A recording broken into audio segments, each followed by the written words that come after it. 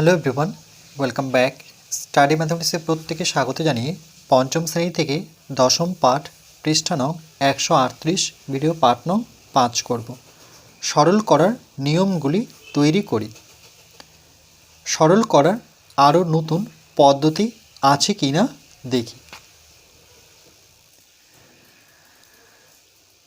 মান নির্ণয় করি 16 তৃতীয় বন্ধনী 8 বিয়োগ দ্বিতীয় বন্ধনী 5 বিয়োগ 2 প্রথম বন্ধনী 2 বিয়োগ 1 বিয়োগ 1 প্রথম বন্ধনী দ্বিতীয় বন্ধনী তৃতীয় বন্ধনী।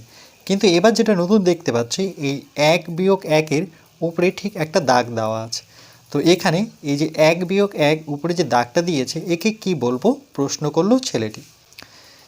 রেখা বন্ধনী বলবো। তাহলে আমরা এভাবে পড়ব যে 2 বিয়োগ রেখা বন্ধনী 1 বিয়োগ 1 বা 1 বিয়োগ 1-এর রেখা বন্ধনী আছে।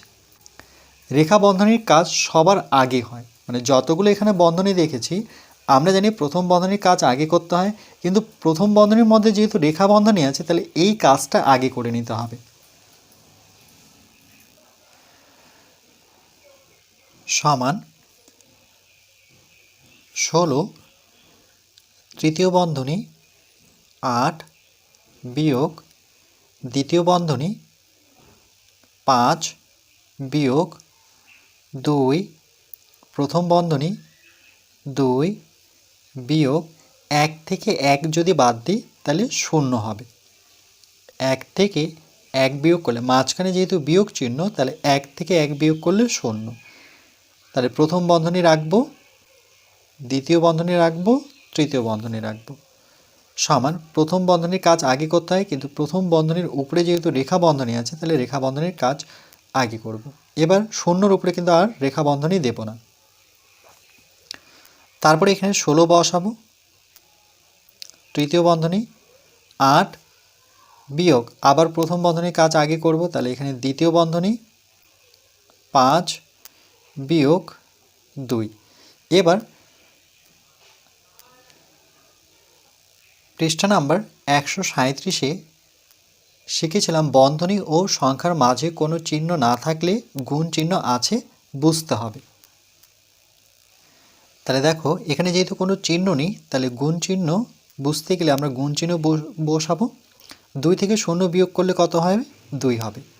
2 থেকে 0 বিয়োগ করলে পরে 2। আর প্রথম বন্ধনী দেব না, যেহেতু দুটো সংখ্যা বিয়োগ করে একটা সংখ্যা পেয়েছি, তাহলে দ্বিতীয় বন্ধনী দেব আর তৃতীয় বন্ধনী দেব।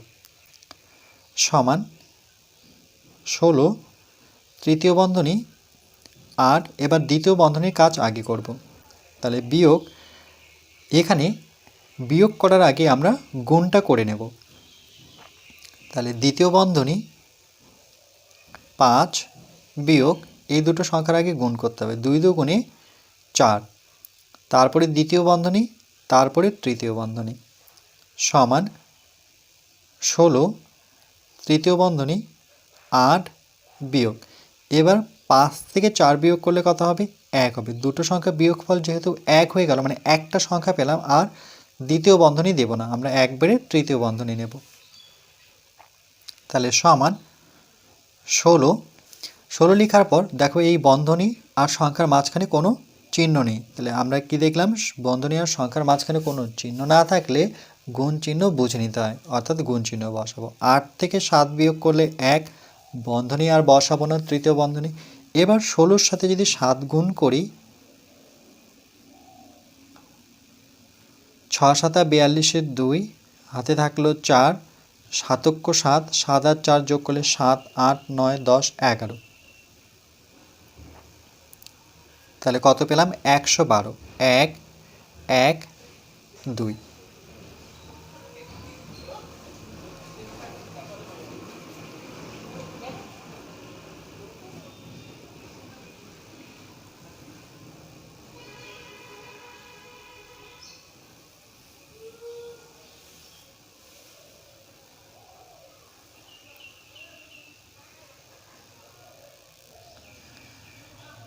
তাই পেলাম 16 তৃতীয় বন্ধনী 8 বিয়োগ দ্বিতীয় বন্ধনী 5 বিয়োগ 2 প্রথম বন্ধনী 2 বিয়োগ এক, এখানে রেখা বন্ধনীটি সরে গেছে, এখান থেকে এই পর্যন্ত হবে দ্বিতীয় বন্ধনী তৃতীয় বন্ধনী, প্রথম বন্ধনী দ্বিতীয় বন্ধনী তৃতীয় বন্ধনী, অর্থাৎ এটা দেখে দেখে এখানে তুলেছে।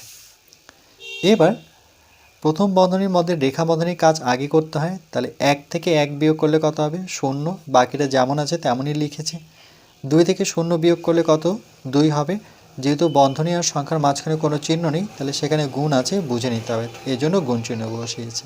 এবার দ্বিতীয় বন্ধনীর কাজ আগে, তাহলে দ্বিতীয় বন্ধনীর মধ্যে আগে বিয়োগ করব না, আমরা গুণটা করে নেব, অর্থাৎ 2 দুগুণে কত 4, তাহলে দ্বিতীয় বন্ধনীর কাজ করব, বাকিগুলো সেমই থাকবে। 5 থেকে 4 বিয়োগ করলে কত হবে 1 হবে, তাহলে 8 থেকে 1 বিয়োগ করলে কত, সেটা হচ্ছে 7, তাহলে 16 সাথে 7 গুণ করলে 112।